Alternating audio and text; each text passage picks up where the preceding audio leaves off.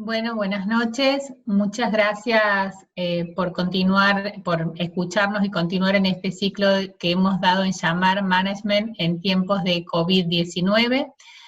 Somos parte del equipo de gestión del ICDA y en esta oportunidad vamos a conversar con Diego Travaglino, quien es el director del CEOLOG, del Centro de Operaciones y Logísticas del ICDA.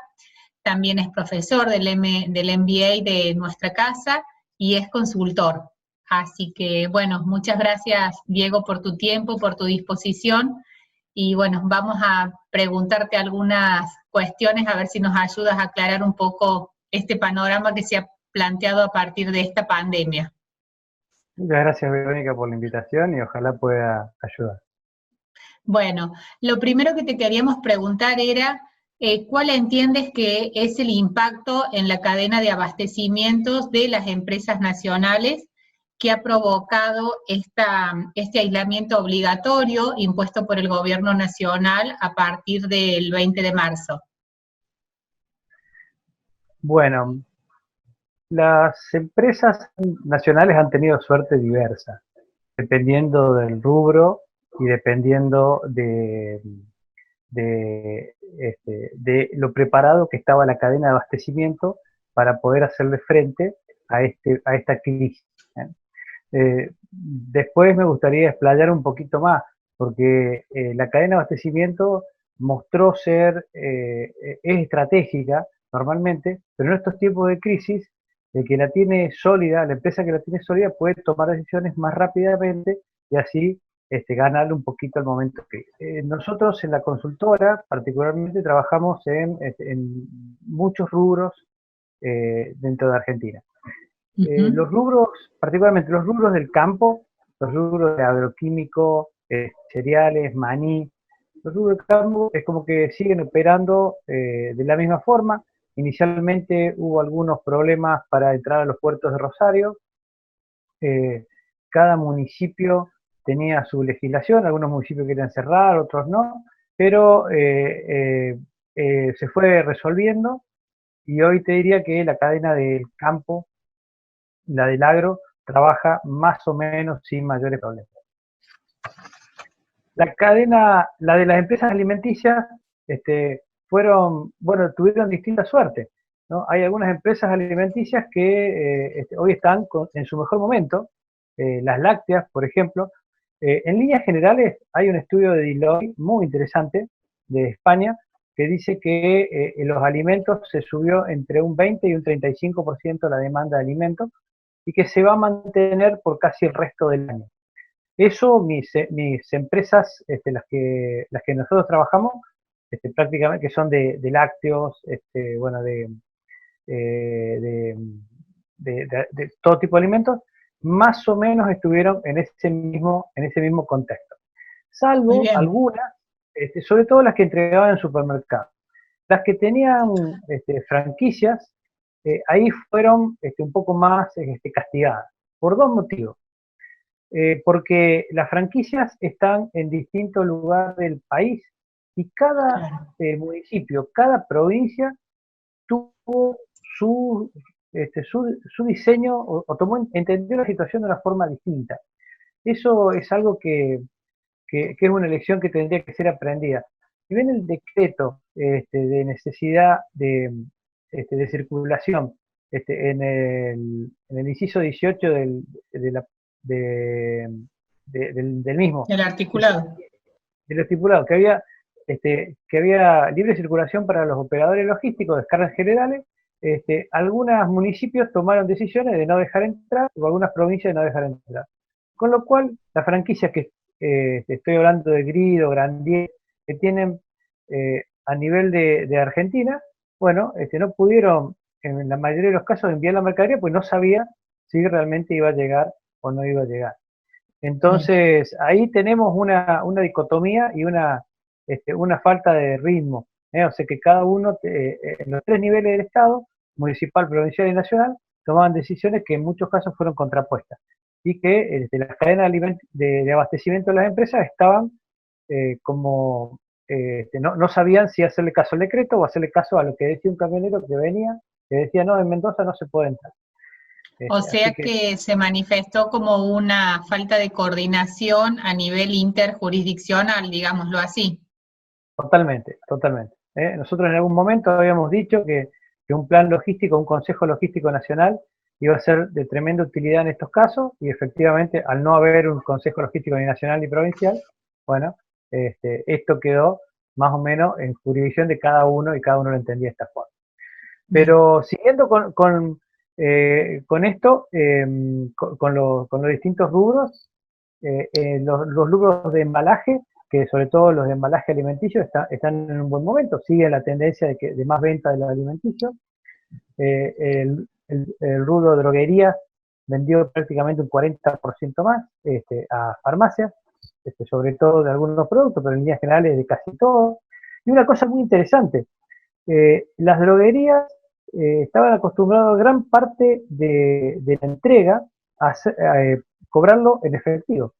Y hoy la gran mayoría, fíjense qué efecto inesperado del COVID, la gran mayoría de los pagos se empezaron a recibir en forma bancaria. O sea, algo que no pudo hacer la informalidad de recibir los pagos de los medicamentos Vía en forma de transferencia. billete, lo hizo el COVID. O sea que gran parte, casi el 90% de los pagos antes se Bueno, hacían, sí, pasaron a bancarizarse. Así que fue interesante esto. Bueno, en lo que sea comercial, como librerías o acero, esos estuvieron realmente parados 100%, con gran preocupación en el futuro de estos rubros, de seguir esto por más tiempo, ¿no? bien. Otro caso interesante fue el de ropa, una empresa de ropa, particularmente Vigne, que obviamente la ropa no aparecía dentro de esto, pero reconvirtió parte de sus instalaciones para hacer barbijos y para hacer delantales y siguió operando de esta forma. Y ahora, fíjense qué interesante, cuando la cadena de abastecimiento está sólida, se toman decisiones rápidamente y en 2 o 3 días empezaron a diseñar el barbijo, y hoy, 10 días después o 15 días después, se está vendiendo barbijo por internet a casi toda la Argentina, entregando con operadores logísticos. Así que, bueno, no fue una solución de fondo, pero fue un Claro, se buen readaptaron. paliativo y una buena cintura de adaptación. Y los rubros de transporte, esto también fue marcado por la diferente variación del ritmo nacional, provincial y municipal. Así que bueno, este es un poquito el Bueno, comentario de mi experiencia con todos estos rubros. ¿qué cambios ves, qué cambios avisoras en el movimiento comercial a futuro a partir de toda esta situación que estamos atravesando? Yo creo que hay muchos cambios que llegaron para quedarse, eh, partiendo del consumidor. El consumidor, ya si bien venía todo lo que era entrega en el e-commerce, venía subiendo y estaban todos los ojos puestos en cuanto a eso. Bueno, definitivamente esto hace que hay un ganador, que es el e-commerce, ¿no? Eh, entonces, seguramente vino para quedarse, y bueno, lo que la gente que dudaba, hoy sí empezó a comprar, y se va a profundizar todavía más la entrega de la última milla por e-commerce. Ahí te quiero hacer un comentario muy interesante, porque hay muchas empresas que piensan de que e-commerce es pongo a publicarme en Mercado Libre, y realmente el e-commerce es muy interesante porque acorta la cadena, de toda la cadena de abastecimiento, desde el consumidor final hasta el proveedor del proveedor. Hay muchísimos envíos que tienen 1 o 2 unidades. Cuando un cliente, cuando se prepara a un canal de distribución, normalmente se prepara un pallet, 2 pallets, 10 pallets, un camión, y cuando se prepara al consumidor final, se prepara una unidad. Individualmente, Entonces, claro. ese profundo cambio de ámbito necesita, por otro lado, que se adecúen la logística de las empresas. Hoy muchas empresas quieren tocar tibiamente el comercio electrónico, y van a ver que eso va a ser contraproducente. O sea, hay que revisar la estrategia de la cadena para poder atacar el comercio de una forma exitosa. Y por otro lado, nos pone en boga una complejidad que es la entrega de la última milla. Cuando uno compra por comercio electrónico, quiere que le entreguen en su casa, pero eso es mucho más caro y es y tiene mucho más contaminación de dióxido de carbono al entregar en domicilio. Entonces, y es infinitamente más caro. Entonces, lo que va a pasar es que de a poco va a tener que cambiar el método de entrega. Va a haber punto de pick-up, punto de recogida. Bueno, va a haber un profundo cambio en los métodos de entrega del e-commerce también para ser sustentable. Si no, no hay forma de que esta tendencia del e-commerce sea sustentable. Vos sabías que prácticamente 1,8 veces se va a la casa de un cliente a entregarle el producto porque no lo encuentran, porque la persona no estaba, así que bueno, un gran desafío es con esto del e-commerce ver cómo adecuar la cadena para llegar a esta última milla correctamente. Ahí empiezan a jugar empresas como Rappi, empresas como Globo. A ver, ¿se puede repartir barato y eco amigablemente? Bueno, ahí está un gran desafío de eso. El segundo cambio que yo lo veo como muy interesante es en el diseño de la cadena de abastecimiento. Hasta ahora, estos últimos 20 años, la cadena mostró la globalización de la cadena de abastecimiento. Entonces, particularmente yo trabajé en multinacionales y ahí uno se da cuenta cómo uno arma un producto con partes de Brasil, partes de Chile, partes de Argentina o partes de China, y eso termina siendo mucho más rentable, mucho más eficiente, plantas mucho más enfocadas. Entonces, se decía, uno de nuestras máximas de la cadena de abastecimiento era la globalización de la cadena, impactaba mucho y optimizaba los procesos.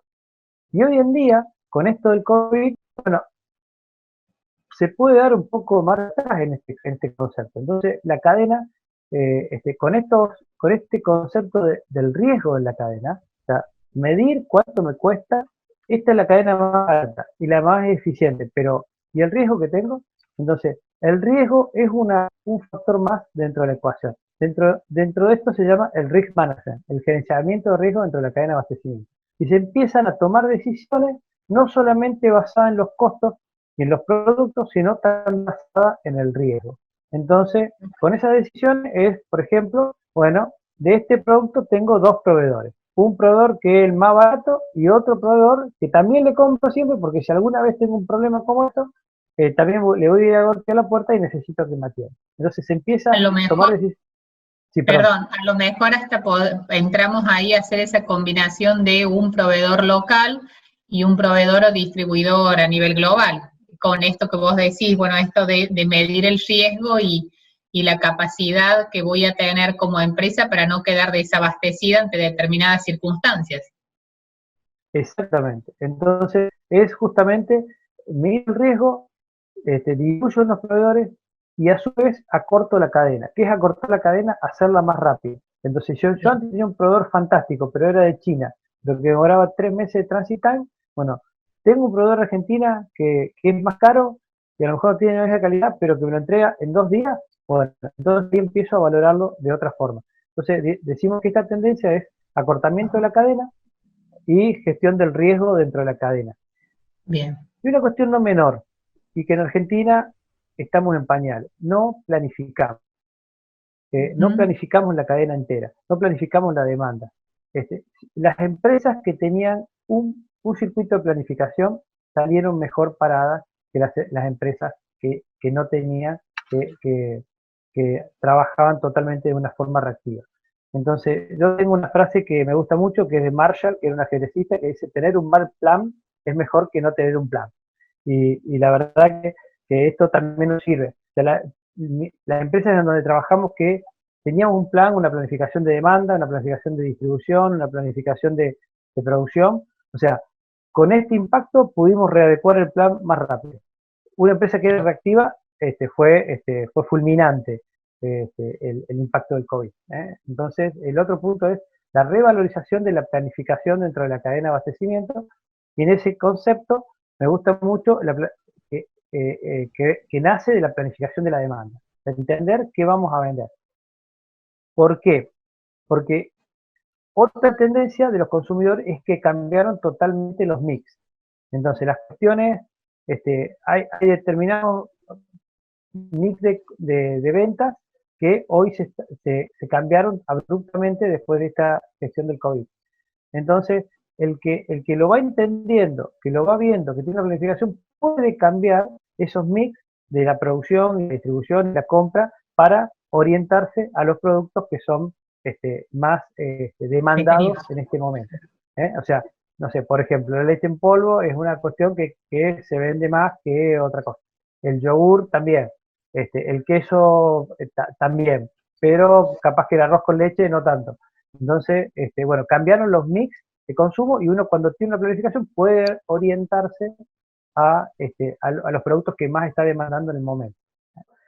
Así que, bueno, estos son los principales cambios que yo veo dentro de lo que está pasando con el consumidor, lo que está pasando con la cadena. Y habíamos hablado también en algún momento, y lo estamos leyendo, el hecho de esta tendencia mundial a comprar cada vez menos en grandes superficies, en los grandes shoppings, en los grandes centros comerciales, cómo habían ido perdiendo significatividad y volumen de ventas.